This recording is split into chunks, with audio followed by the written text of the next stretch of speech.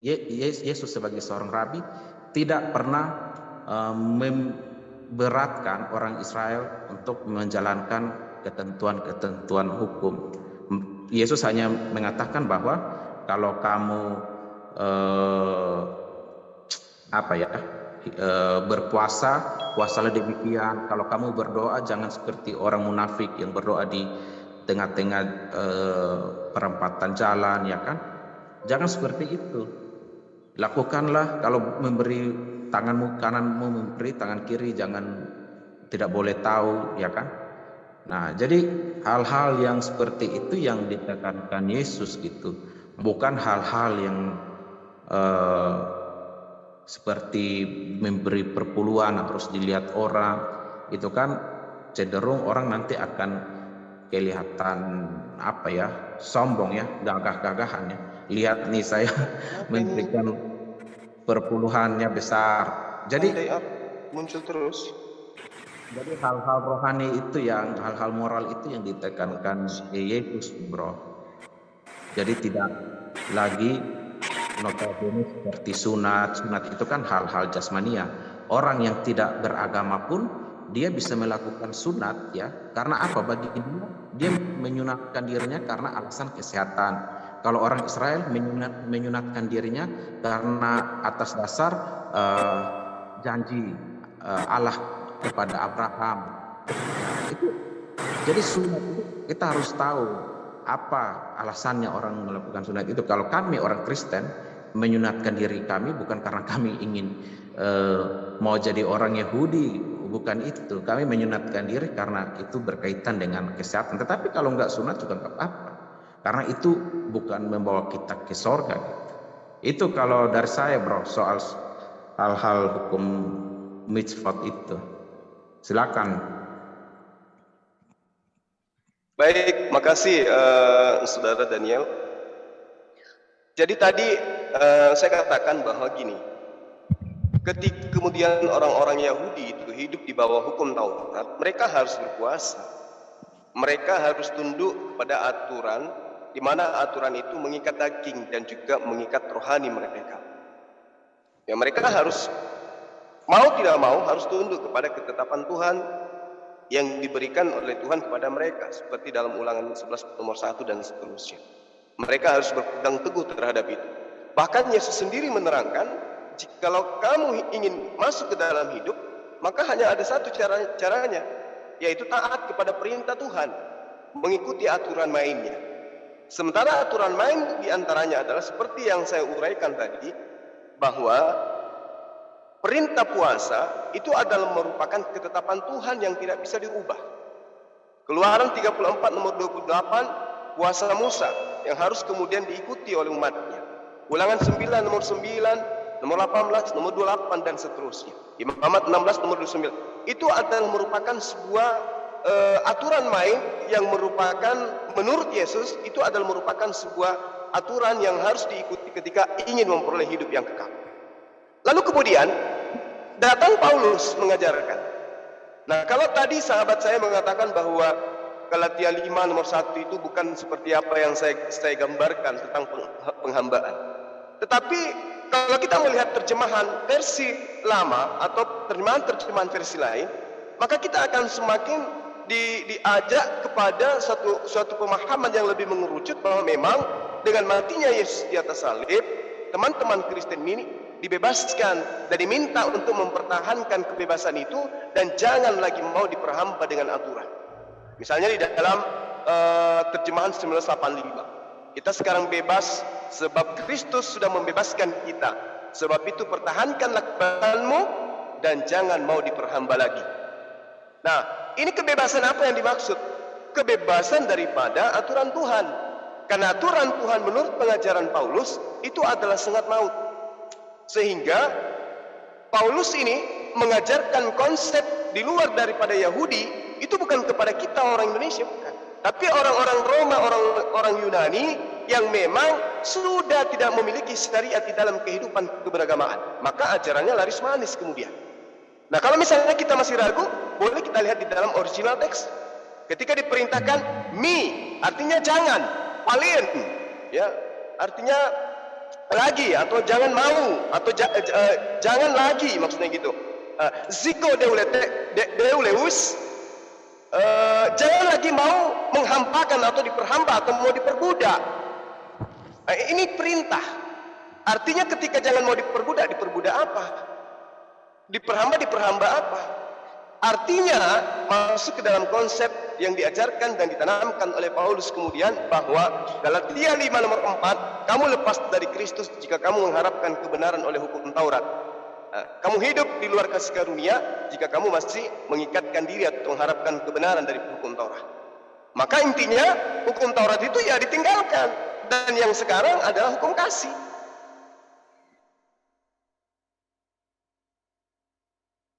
Mengaku bahwa ajaran Paulus itu adalah ajaran yang mengajak untuk percaya kepada Yesus dengan versi seperti itu. Kemudian penekanan Paulus ini sering-sering saya sampaikan di dalam Filipi 3 nomor 7 nomor 8. Tetapi apa yang dahulu merupakan keuntungan bagiku, sekarang ku anggap rugi karena Kristus. Jadi yang dimaksud keuntungan dulu oleh Paulus itu adalah mentaati hukum Taurat. Karena dengan mentaati hukum Taurat, Paulus ini menganggap dirinya untung karena taat kepada ketetapan Tuhan yang kemudian Tuhan tekankan di dalam Ulangan 11 nomor 1 tersebut. Nah, tapi setelah kemudian datangnya Yesus di atas salib, mati di atas salib, ternyata yang tadinya dianggap keuntungan itu malah dianggap sebagai kerugian karena sudah mengenal Yesus, Tuhannya Paulus. Ini yang saya katakan. Jadi kalau masih ada orang Kristen yang berpuasa, ya menurut saya pribadi, ya itu kekeliruan kalau masih berpuasa. Kenapa? Pertama, tidak disyariatkan. Kedua, diajarkan bahwa Anda tidak akan memperoleh karunia dari Yesus kalau Anda masih mengikat diri dengan aturan kedagingan. Karena puasa itu adalah aturan kedagingan.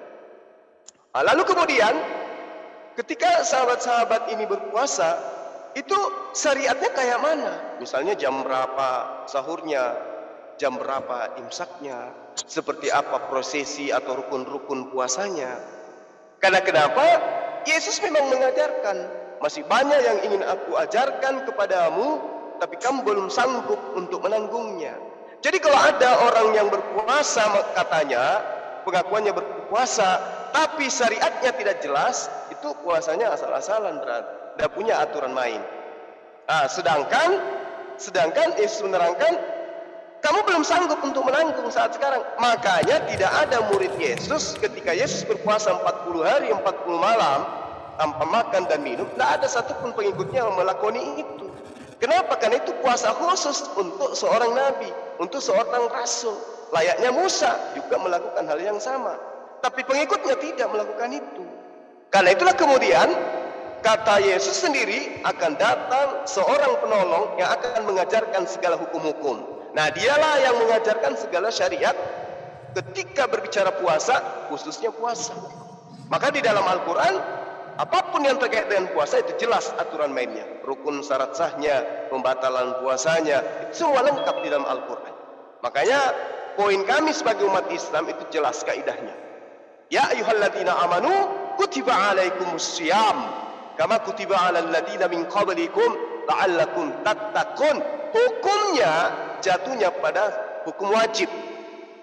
Tujuan berpuasanya untuk menjadi orang yang bertakwa. Apa bertakwa itu? Takut kepada Sang Pencipta langit dan bumi. Jadi bukan hanya untuk menahan lapar, sekedar menahan haus, tidak, tapi untuk kemudian takut kepada Pencipta. Ketika dilarang, jangan laksanakan. Ketika diperintahkan, wajib dilaksanakan. Itulah yang dimaksud dengan ketakwaan kepada Pencipta. Nah, oleh itulah saya katakan kepada sahabat saya, Matius 4 nomor 1 nomor 2, lalu kemudian Matius 6 nomor 16 nomor 18, lalu kemudian apalagi tadi Matius 4, ya, mudah-mudahan saya tidak keliru. Itu hanya bercerita tentang puasanya Yesus dan murid-muridnya Bani Israel. Sementara puasa yang kemudian diwajibkan kepada sahabat kita Kristen itu nggak ada. Tapi kalau mau berpuasa silakan, itu bagus, demi kesehatan itu bagus, ya, untuk meningkatkan kesehatan itu bagus. Hanya saja ya saya takut karena lari kepada penekanan Paulus bahwa engkau tidak akan mendapatkan berkat, engkau tidak mendapatkan kasih karunia jika engkau mengharapkan dari ketaatan terhadap hukum Taurat. Nah, kembali kepada Galatia 5 nomor 1 tadi itu, Bang. Saya katakan bahwa saya tidak mengada-ngada, itu datanya boleh dilihat di terjemahan lama. Bagaimana yang dimaksud di situ adalah penghambaan atau perbudakan terhadap aturan mainnya Tuhan. Demikian. Panjang sekali poinnya ya. Jadi ya, itu singkat aja kalau mau dijelaskan. Jadi kalau berbicara puasa tadi kan saya sudah jelaskan.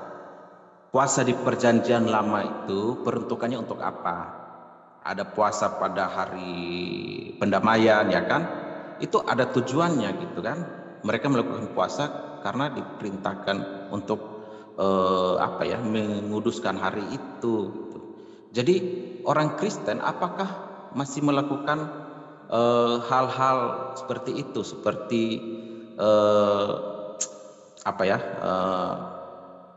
mempersembahkan korban ya, atau melakukan puasa pada hari pendamaian ya, pada hari Sabat? Enggak begitu lagi kan?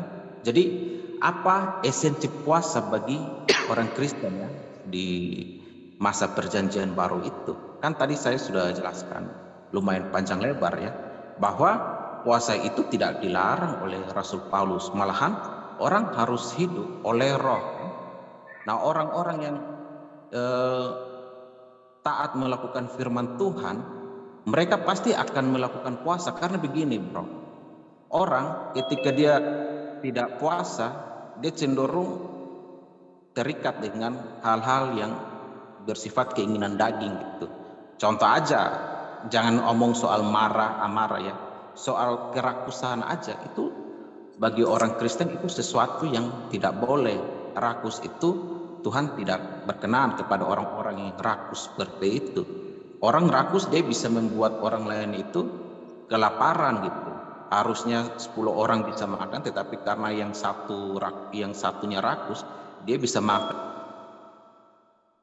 kursi makanan. Itu soal aja. Nah, itu puasa itu sudah punya dampak seperti itu. Nah, apalagi hal-hal yang sifatnya rohani tadi. Ketika orang berpuasa ya, dia akan lebih cenderung mengandalkan firman Tuhan, karena firman Tuhan yang menjadi makanannya gitu ya, yang akan menguatkan roh dan tubuhnya gitu. Jadi dia akan mendapatkan contoh ya, persoalan-persoalan yang dia hadapi. Ketika dia berpuasa seperti itu, iblis akan mencobai dia bro, karena sudah sering terjadi seperti itu ya. Ketika ada cobaan dan dia ketika berpuasa, dia bukan berpuasa karena ingin jago-jagoan, bukan. Tapi kalau dia puasa karena ada panggilan, biasanya panggilan pelayanan ya, sebelum dia melayani orang, mungkin mendoakan orang sakit dan sebagainya tadi kan, ada panggilan di situ ya. Jadi dia akan berpuasa gitu, supaya ketika dia menghadapi roh-roh di jalanan itu, dia kuat gitu. Tetapi orang-orang yang tidak siap dalam peperangan ya, mereka mengandalkan dirinya sok-sok karena mungkin dia pikir dia sudah baca Alkitab Kejadian sampai Wahyu berulang-ulang, tetapi tanpa diperlengkapi oleh Roh Kudus, dia nggak bisa. Nah, makanya Roh Kudus itu ya, keinginan roh itu biasanya bertentangan dengan keinginan daging. Keinginan daging itu yang tadi saya jelaskan, seperti rakus, amarah dan sebagainya. Untuk menekan hal-hal ini dan melakukan kehendak roh itu, orang itu biasanya berpuasa. Nggak bisa dia tanpa puasa. Orang, kalau saya nggak pernah dengar orang Kristen maksudnya bilang nggak perlu puasa, kita pergi melayani aja, nggak pernah begitu. Kalau orang yang sering saya temui itu, setiap kali orang itu pelayanan ya, mereka ini kita berbicara hal praktis nih, itu banyak hal yang mereka temukan di jalan gitu. Jadi puasa itu memang bukan sesuatu yang kamu harus kayak syariat gitu, puasanya harus 50 hari gitu, atau enggak juga. Jadi puasa itu bukan sesuatu yang mengikat seperti di bulan tertentu, enggak. Itu kan Tuhan sendiri yang berbicara dalam hati kita. Jadi kapan kita punya keinginan ya, keinginan itu biasanya mendengar firman Tuhan. Ketika kita mendengar firman Tuhan, ada kehendak Tuhan yang diperintahkan di situ, yang kita juga harus taat melakukannya. Nah, kita tidak mungkin bisa taat melakukannya. Nah, orang yang bisa taat melakukannya itu biasanya orang yang cenderung tidak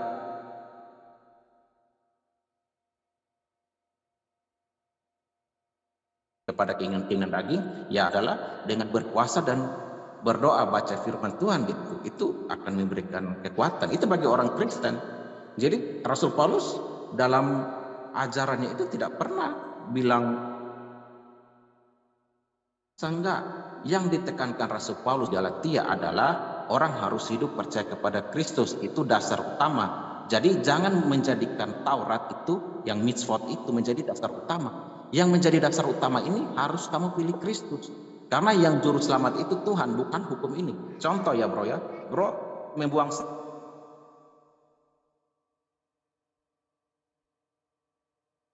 apa pada tempatnya, bro nggak dapat upah apa, pujian apa-apa, bro nggak dapat upah apa-apa gitu. Jadi bagaimana kita bisa bilang kita selamat karena melakukan Taurat? Enggak. Keselamatan itu hanya ada pada janji. Jadi janji Tuhan akan menyelamatkan manusia, itulah kasih karunia. Di dalam hukum Taurat tidak ada janji keselamatan. Tidak ada Tuhan bilang kamu lakukanlah hukum Taurat supaya kamu selamat. Enggak. Kepada Adam, kepada Abraham, itu yang diberikan itu janji.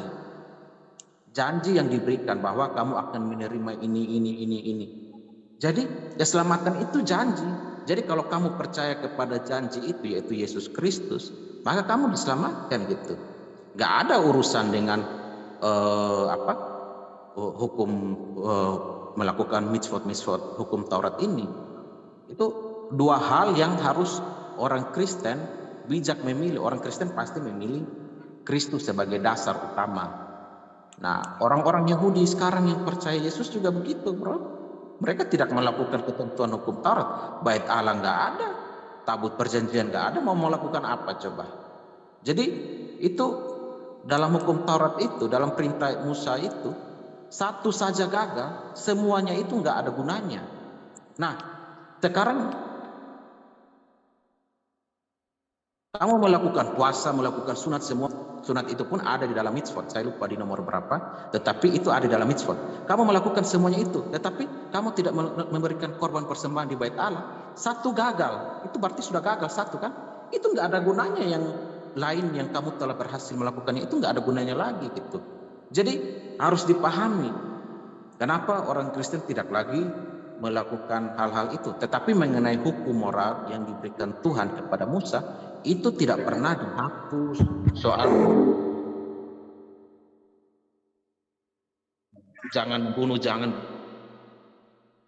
berzina, itu tidak. Yang tidak dilakukan, yang ditekankan oleh Paulus itu adalah mitzvot hukum Musa itu ya, seperti yang disampaikan oleh Musa, harus memberikan korban persembahan segala macam ya kan. Dan para ajaran-ajaran para rabi itu adalah mitzvot tambahan itu enggak dilakukan oleh para rasul. Itu yang jadi kita harus lihat kronologi perkembangan ajaran rabbinik ini, pengaruhnya ke. Waalaikum. Gua Bang Daniel di sini. Ya, shalom ya. Jadi kita harus lihat itu perkembangan ajaran rabbinik itu seperti apa. Jadi jangan dilihat bahwa pada zaman Yesus itu ajarannya masih murni dari Musa. Ajaran Musa itu mereka tidak hapus gitu, tetapi ada ajaran-ajaran tambahan. Nah, ajaran yang Musa berikan aja itu sudah mau dibilang sudah sangat sulit untuk dilakukan ya. Apalagi ajaran-ajaran yang ditambahkan oleh para rabi-rabi Farisi ini dan orang-orang ahli Taurat ini, itu tambah memberatkan lagi. Masa petik gandum aja nggak boleh, makan sebelum cuci tangan nggak boleh, itu hal-hal yang tidak ada urusan dengan keselamatan gitu. Makanya orang makan dia sebentar dia sudah buang air, itu nggak ada urusan dengan itu. Jadi bahkan sekarang pun kan orang lihat obat-obatan, makanan banyak yang sehat, Hukum itu tidak lagi berlaku dengan perkembangan zaman ya. Orang dengan kesadaran sendiri, orang tahu kok, lu nggak usah suruh cuci dengan kesadaran sendiri, orang itu tahu kotor itu nggak baik. Dengan kesadaran sendiri orang akan cuci tangan. Jadi itu nggak perlu dibuat aturan syariat. Itu sesuatu yang kayak anak-anak. Kalau anak-anak disuruh cuci tangan itu wajar karena masih anak-anak, dia belum mengerti. Tetapi kalau dia sudah dewasa, apakah mesti disuruh dia harus mandi sebentar ya? Masa kamu ketika sudah tua-tua umur 78, anak kamu umur 40 gitu, masa kita perintah dia mandi kayak kita masih ingat dia masih kecil umur 7-8 tahun? Kan enggak. Nah, ini hukum-hukum yang diberikan oleh para rabi ini seperti itu gitu. Kayak memberatkan sekali, hal-hal yang tidak perlu dan tidak akan kalau dipertahankan dia tidak akan bisa bertahan dengan perkembangan zaman. Tetapi nilai-nilai moral itu sampai kiamat itu tetap akan ada, karena namanya moral itu pasti akan dipandang paling tinggi gitu. Contoh, jangan membunuh, itu kan ajaran moral. Itu jangan mencuri samamu, jangan mengingini rumahnya, jangan mengingini istri anaknya, itu kan moral. Itu yang dipertahankan. Jadi nggak ada urusan keselamatan, itu tetap mempertahankan perintah Tuhan yang 10 itu. Tetapi mitzvot yang dan ajaran-ajaran tambahan manusia yang mereka pulang dari Babel lalu ditambahkan, itu Yesus tidak pernah suruh murid-muridnya mengajarkan. Dan Paulus lagi lebih keras lagi kan. Paulus bilang, kamu melakukan ajaran-ajaran para rabi ini, itu ajaran para rabi itu pun diakui sebagai mitzvot loh. Jadi jangan hanya menganggap bahwa mitzvot itu hanya Musa aja gitu. Enggak gitu. Lihat itu sekarang di Eropa itu ada seorang rabi Yahudi yang mengatakan bahwa kalau kamu mau jadi seorang convert yang ke Judaism ya, seorang yang mau convert ke Judaism, kamu nggak perlu sunat juga nggak apa-apa. Nah, ini mitzvot tambahan, bro. Jadi coba pelajari dulu ya perkembangan ajaran para rabi sampai abad ini gimana gitu. Jadi ketika membaca Galatia itu jangan berpikir bahwa ini seolah-olah Tuhan Paulus menghapus itu. Enggak pernah. Itu enggak pernah terjadi, dan orang Kristen enggak pernah berpikir seperti itu. Nah, itu aja, bro. Silakan saudara tanggapi. Jadi bagi saya enggak ada soal-soal syariat yang menekankan orang. Yang ditekankan yang syariat itu adalah, kalau mau dibilang syariat ya, itu sebenarnya kesadaran diri. Kita ketika dipukul orang, kita enggak disuruh kamu harus maafkan dia. Enggak perlu suruh orang gitu. Itu dengan kesadaran dirinya dia harus maafkan gitu. Itu bukan syariat yang harus mensyaratkan orang kamu harus maafkan. Enggak begitu. Tuhan memerintahkan satu kali gitu ya. Tetapi ketika dia telah bertobat dan menerima kasih karunia dari Tuhan, dia harusnya punya hati yang sama dengan Tuhan, mau memaafkan orang gitu. Jadi enggak ada soal syariat yang menekankan orang harus begini. Kedewasaan itu ketika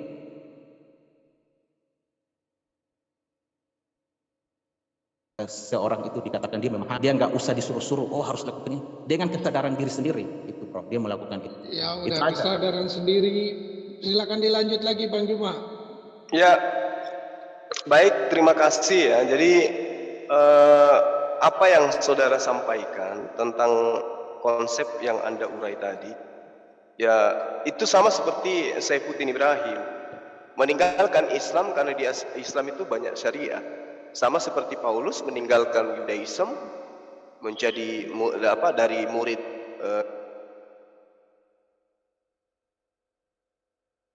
seorang Kristen, sama. Padahal yang ada di tangan Anda sendiri bahwa Taurat Tuhan atau syariat Tuhan itu sempurna, menyegarkan jiwa, peraturan Tuhan itu teguh, memberikan hikmat kepada orang yang tidak berpengalaman.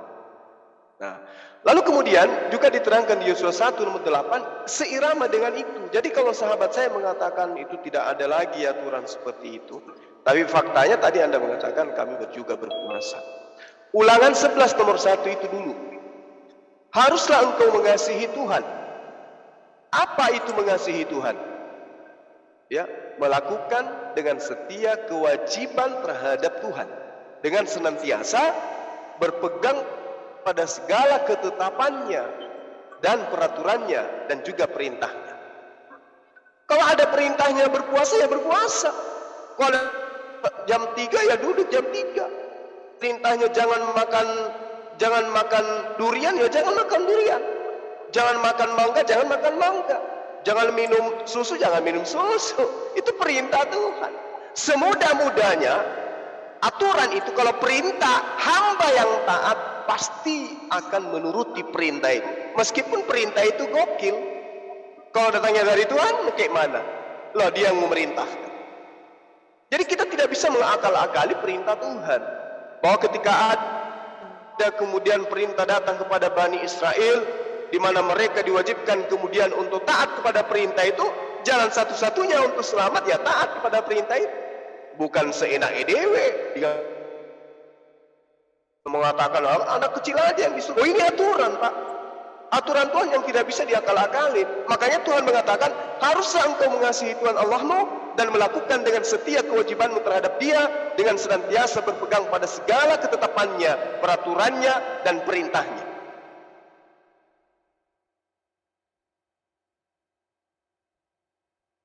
Bahkan Yesus mengatakan hidup kekal itu.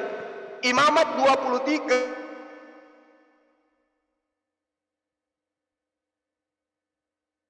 nomor 2, tapi sebuah ketetapan untuk selama-lamanya bagi Bani Israel turun temurun. Itu harus menjadi sebuah alam kehidupan keberagamaan mereka, dan mereka harus berpuasa untuk merendahkan diri terhadap Tuhan. Itu aturan main. Nah, kalau ini dianggap berat, maka pantaslah kemudian Paulus menjadi konsep ajaran Tuhan.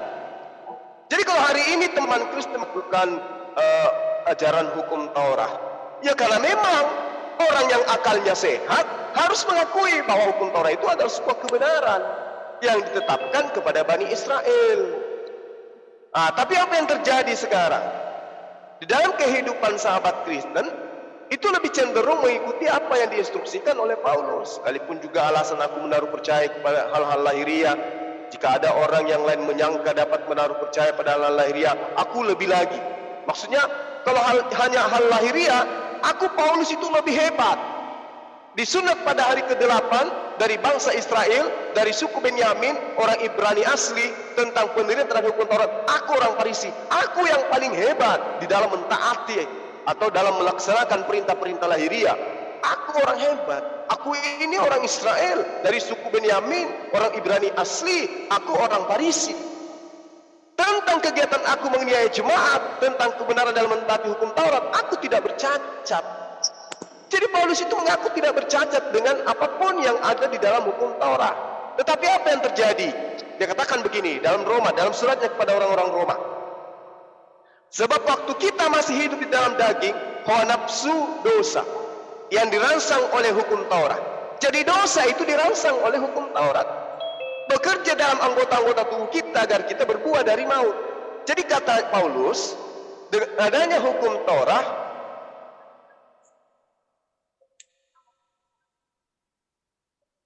kenapa, Pan? Maksudnya?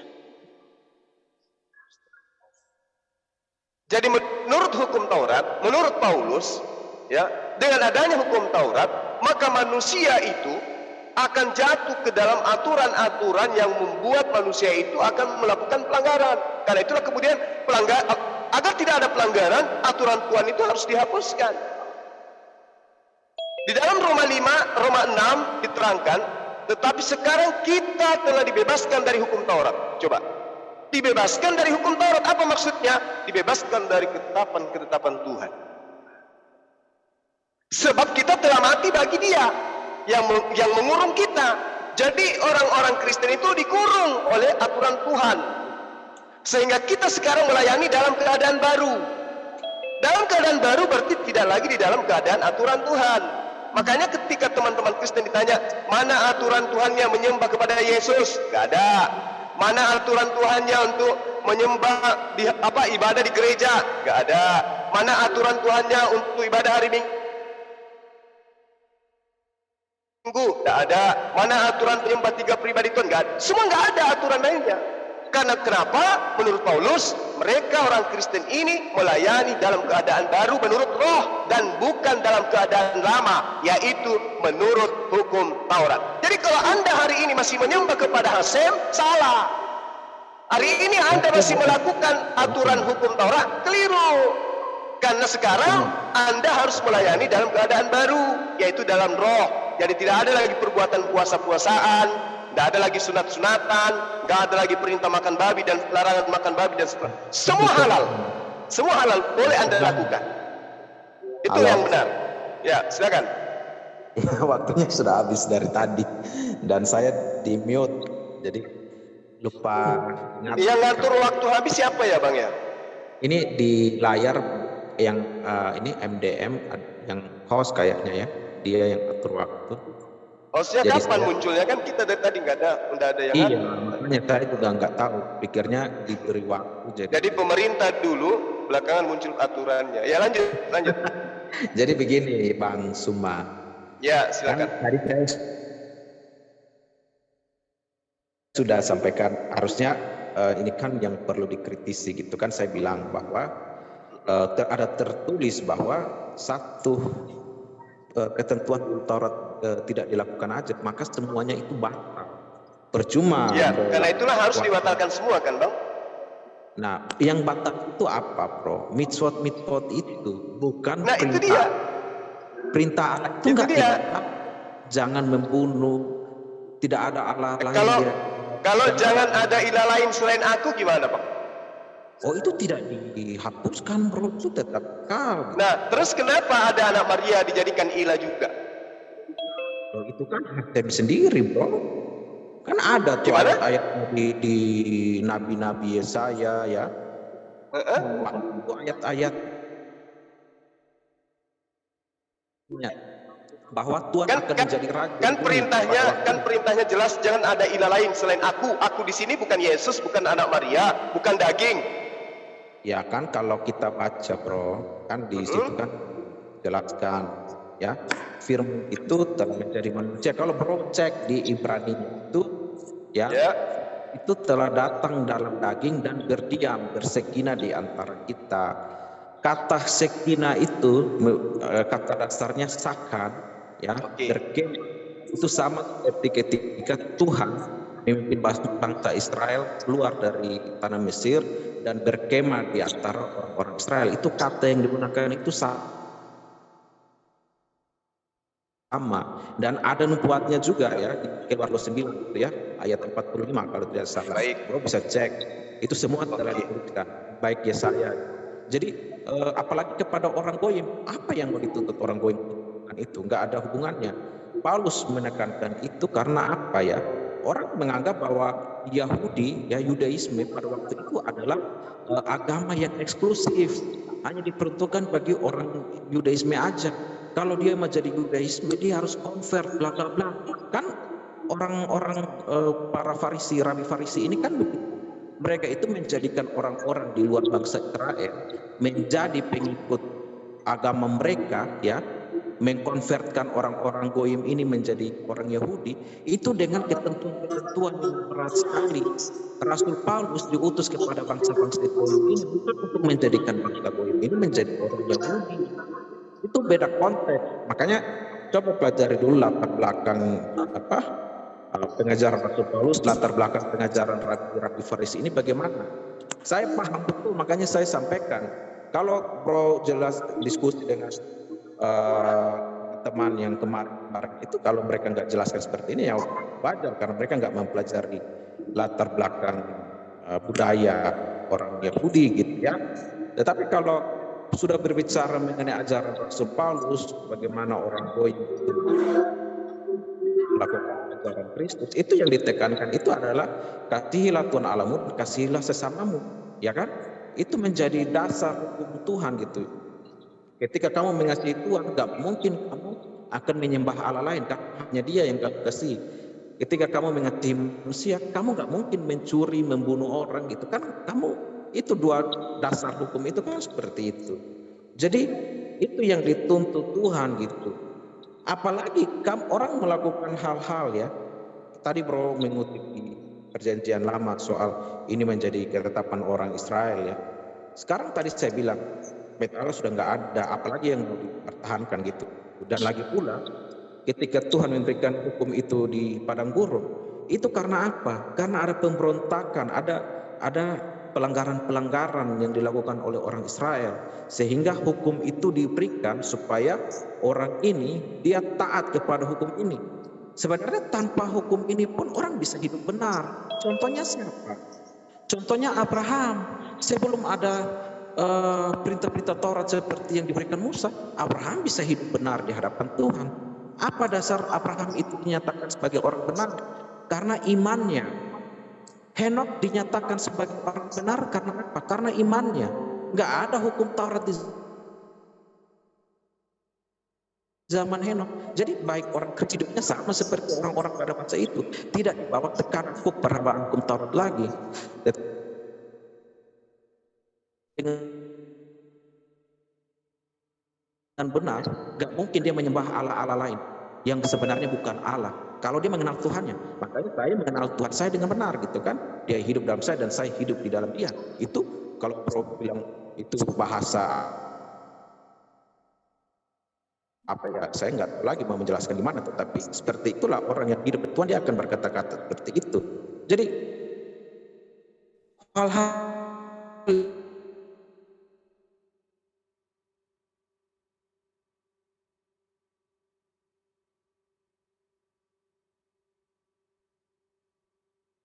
ini hanya mengajarkan adat istiadat nenek moyangmu, tetapi perintah Allah kamu abaikan gitu kan. Nah itu spirit orang pengajaran orang Farisi itu seperti itu. Nah Paulus lihat apa yang berbeda spirit pengajarannya. Saya berbicara spirit pengajarannya. Yang Rasul Paulus ajarkan itu tidak ada satupun yang ditentang ya atau yang bertentangan dengan ajaran Yesus. Bahkan Yesus ketika ditegur, kenapa murid-muridmu memetik gandum pada hari Sabat? Tuhan Yesus kan bilang, mana yang akan kamu lakukan jika keledaimu itu masuk ke dalam lubang, ya kan? Pasti kamu akan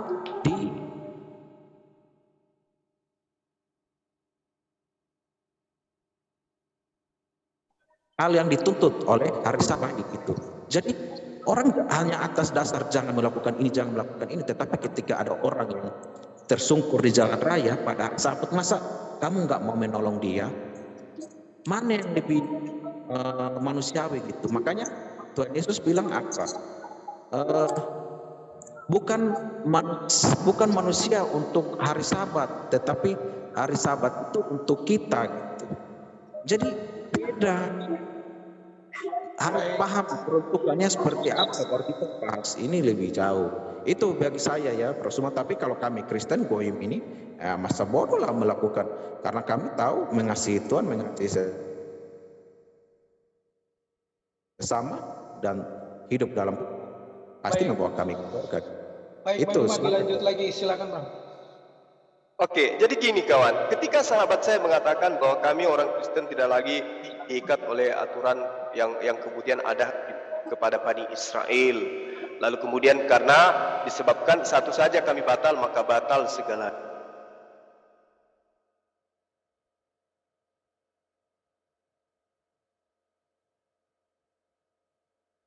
Katakan tadi, artinya memang pengikut Yesus itu taat kepada perintah Tuhan yang datang kepada mereka. Apa itu yang saya gambarkan tadi, misalnya dalam Ulangan 11 nomor 1 itu, ya, Mazmur 19 nomor 7, Yosua 1 nomor 18 dan seterusnya. Jadi ketika ada perintah ketaatan kepada perintah Tuhan, maka kudu wajib taat kepada perintah Tuhan, seberat apapun perintah itu. Sekiranya mungkin Tuhan itu memerintahkan untuk sujud sejak kita dilahirkan sampai kita mati kembali, ya sujud. Hamba yang taat yang harus taat perintah, jangan diakal-akali perintah itu. Ketika saudara mengatakan hukum Taurat diperintahkan kepada Bani Israel, lalu kenapa kemudian teman Kristen yang dibebaskan dari hukum Taurat? Nyambungnya di mana coba? Aturan dibuat untuk satu kelompok. Kelompok ini, aturan ini mengikat mereka. kemudian ada kelompok di luar Bani Israel yang kemudian mengaku dibebaskan dari aturan yang tadi. Lah kan memang tidak mengikat kalian. Kenapa kalian harus yang dibebaskan di atas tiang salib? Sementara aturan yang datang kepada Allah, ketetapan-ketetapan yang datang kepada Bani Israel, itu mengikat kepada mereka. Terus kenapa kudu Tuhan datang membebaskan orang-orang Kristen dari aturannya sendiri yang dia buat untuk Bani Israel? Sementara sudah jelas nyata itu dikhususkan kepada Bani Israel. Jadi tidak perlu ada yang dibebaskan dari itu. Orang Kristen mau melakukan apa saja sah-sah saja. Kenapa? Karena aturan hukum Taurat yang datang kepada manusia itu hanya spesial buat Bani Israel saja. Jadi kalau Kristen mau ibadah, mau tidak ibadah, ya tidak perlu.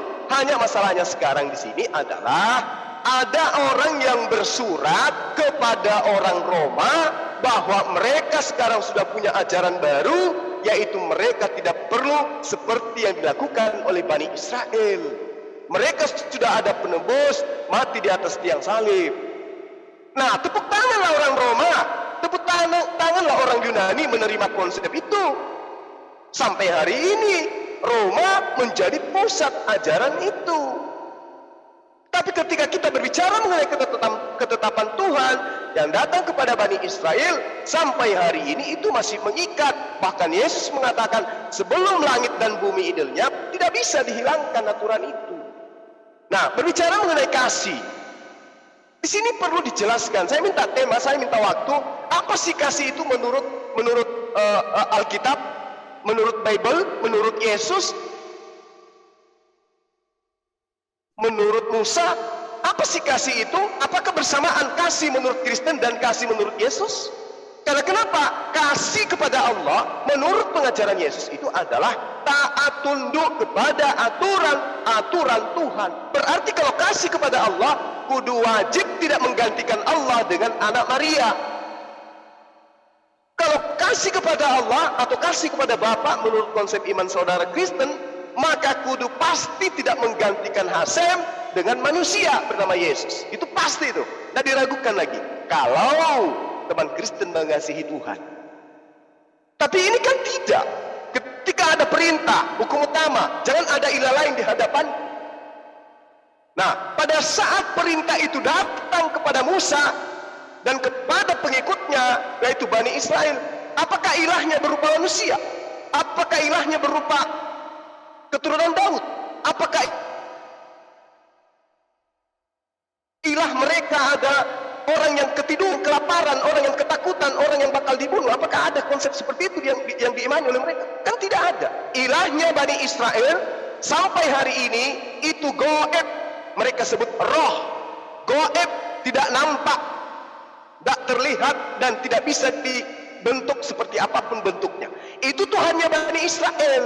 Ketika ada perintah jangan ilah lain, orang Israel tidak membentuk ilah baru berupa manusia yang dilahirkan dari perawan, mati di atas tiang salib untuk menebus dosa-dosa Bani Israel. Itu nggak ada sampai hari ini. Nah, dari mana konsep yang Anda bawa? Ya dari Kristen itu sendiri. Makanya saya katakan, Anda jangan gengsi dan Paulus, terima seutuhnya bahwa ketika kamu mengharapkan keselamatan dari Torah, maka Yesus Kristus tidak akan ada dalam dirimu. Yesus Kristus tidak akan memberikan kasih karunia kalau kau mengharapkan keselamatan dari hukum Taurat. Terima itu, jangan gengsi. Masih melakukan puasa, masih mengaku menyembah kepada Hasem, tapi ternyata di situ ada Yesus, di situ ada roh-roh dan seterusnya. Harus terima kalau memang hanya kepada memang sudah mengakui dibebaskan dari hukum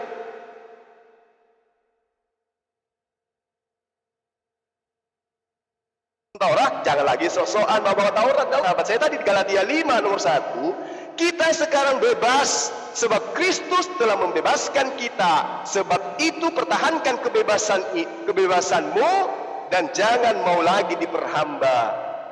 Itu maksudnya apa? Jangan lagi tunduk kepada hukum Tuhan yang ada di dalam hukum Taurat. Jadi harus bebas dari hukum Taurat.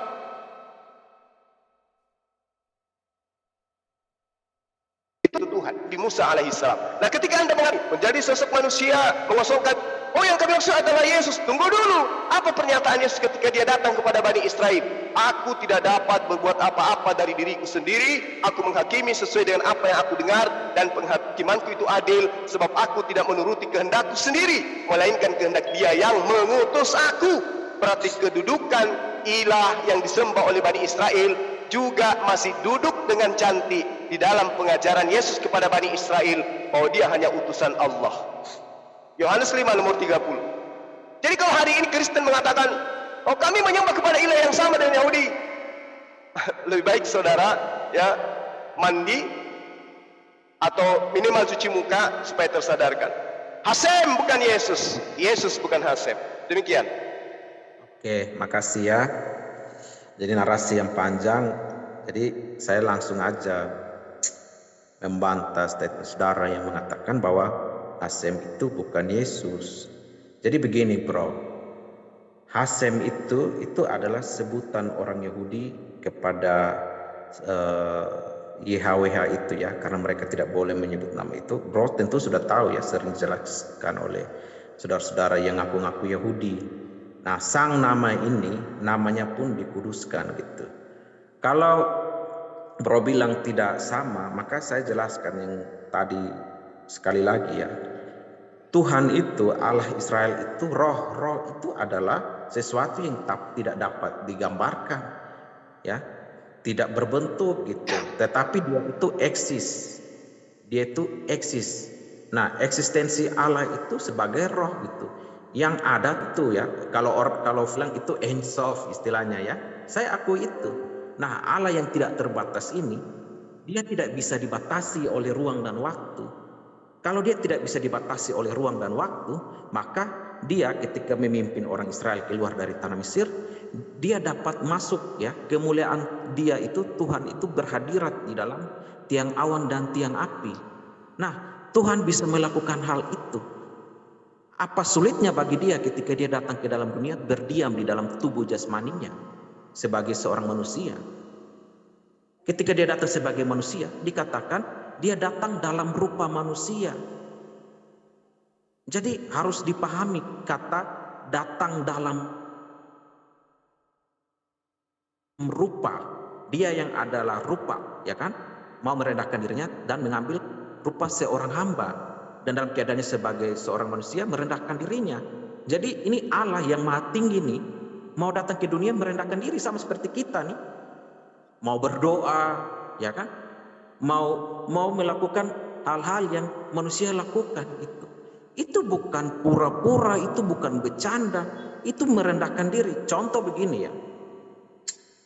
Orang yang merendahkan diri itu karena ada motivasi yang positif.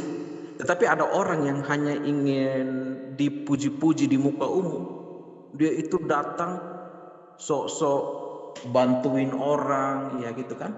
Supaya apa? Direkam, difoto, lalu dinaikkan ke status di medsos. Supaya apa? Dipuji. Nah, ini motivasi yang buruk. Tuhan Yesus ketika dia datang ke dalam dunia, dia menyembuhkan orang. Dia tidak bilang, nanti kamu kasih tahu ke orang ya bahwa saya menyembuhkan ini. Enggak. Dia ketika menyembuhkan orang penyakit kusta, dia enggak pernah bilang kamu harus kasih tahu orang ya bahwa saya menyembuhkan kamu. Tidak. Dia bilang apa? Pergilah, berikanlah korban persembahan di bait Allah sesuai dengan perintah Musa gitu. Jadi itu yang dimaksud ketika dia datang ke dalam dunia. Orang melihat dia berbeda ya. Ini bukan Allah kami gitu. Makanya persis yang Yohanes 1 itu katakan, dia datang ke dalam dunia, dia datang kepada milik kepunyaannya, tetapi milik kepunyaannya tidak mengenal dia. Yesaya 8 ayat 13 dan 14, Tuhan dikatakan, ini saya share aja ya. Boleh saya share saudara supaya jangan dibilang nanti saya bohong gitu kan. Ini nubuat yang digenapi di dalam. Ini boleh saya share, Pak host, mohon maaf, boleh izin. Kalau enggak juga enggak apa-apa, nanti saya bacakan. Ya, saya baca aja ya. Kalau enggak diizinkan. Yesaya 8 ayat 13 sampai 14 bisa Silakan dibuka. di share aja. Oke, supaya nanti jangan dibilang saya bohong gitu ya. Kalau mau dibaca hasil silakan, saya baca Tuhan ya. Tapi Tuhan semesta alam, dialah yang harus kamu akui sebagai yang kudus. Kepadanya lah harus kamu takut dan terhadap dialah harus kamu gentar. Ia akan menjadi tempat kudus ya, tetapi juga menjadi batu sentuhan dan batu sandungan. Nah, coba bro kaitkan dengan Yohanes 1 ayat 14. Firman telah menjadi manusia.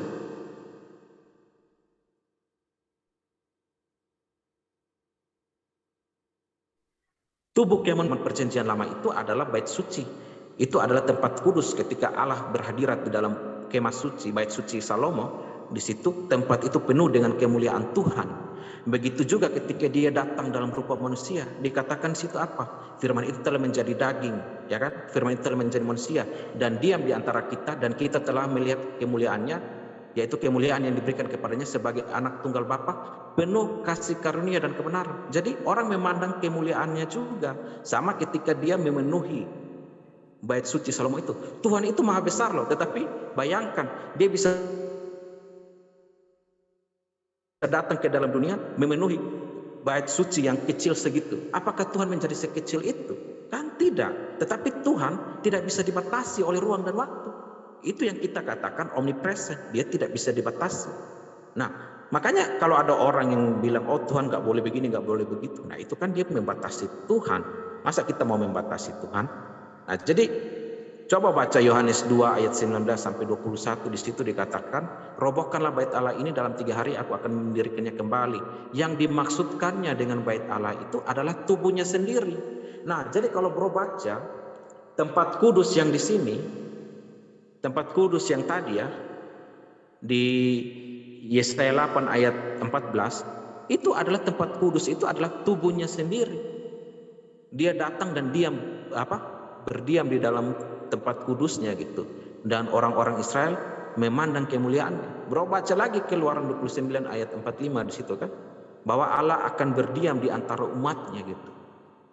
Jadi sama seperti yang Yohanes sampaikan, di Wahyu sampaikan, apalagi Paulus itu ya, kalau kita kaitkan dengan pengajaran para rabi sekarang yang penafsirannya itu ya Pardes itu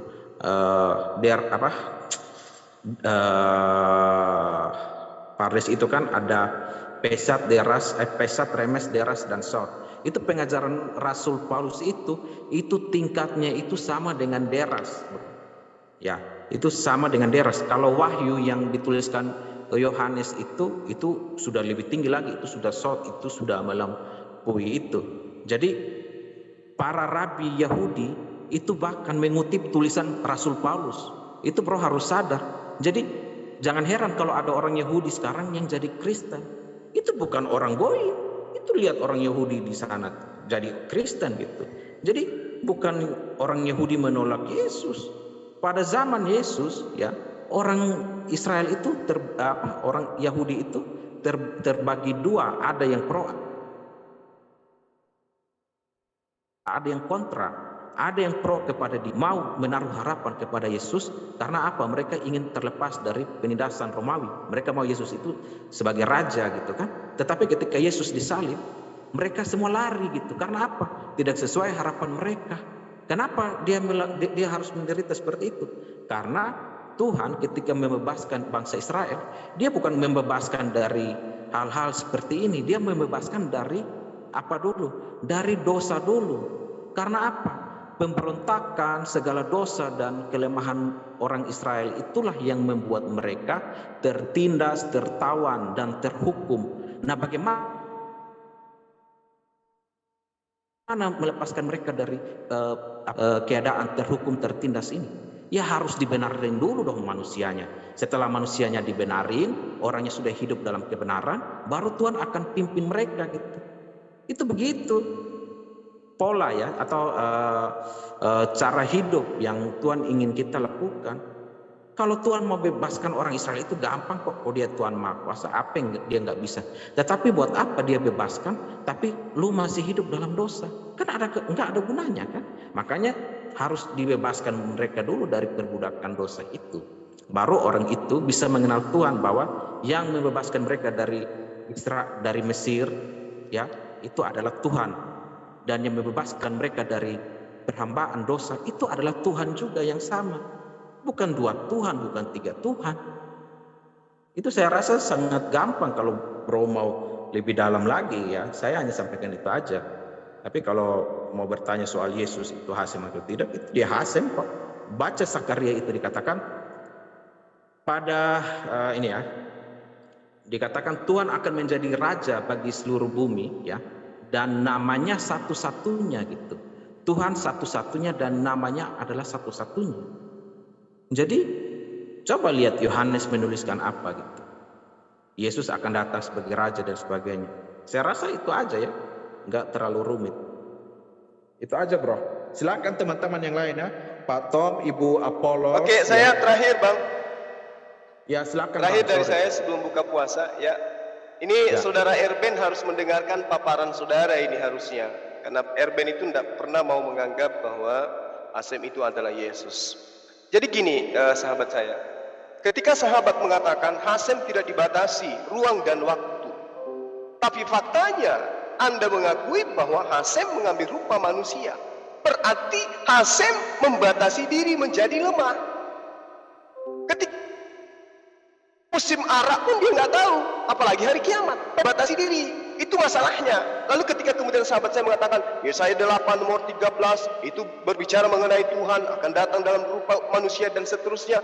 Sahabatku, yang harusnya menyatakan itu bukan Anda, tapi Yesus. Yesuslah yang berhak menyatakan dirinya adalah Hasem itu sendiri, yang ada di dalam perjanjian lama, yang menyatakan dirinya sebagai roh dan belum pernah menjadi manusia. Tapi kalau Yesus yang menerangkan itu, maka dia akan ditabrak dengan pernyataannya dia sendiri. Kalau Yesus itu adalah Hasem.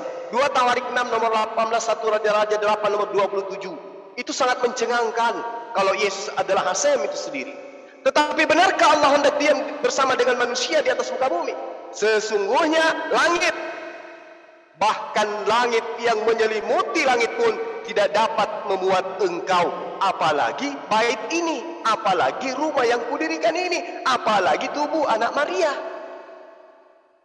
Itulah yang saya katakan sahabat saya, bahwa ketika Anda tidak ingin Tuhan itu terbataskan, faktanya Anda membatasi Tuhan dengan mengatakan Yesus yang serba lemah itu adalah Hasem yang nusul menjadi manusia. Nah, lalu kemudian ketika Anda mengatakan dia itu adalah Allah yang telah menubuatkan dirinya, yang kemudian dia datang menjadi manusia, Anda ditabrak lagi oleh pernyataan Yesus sendiri kalau Yesus itu adalah Hasem.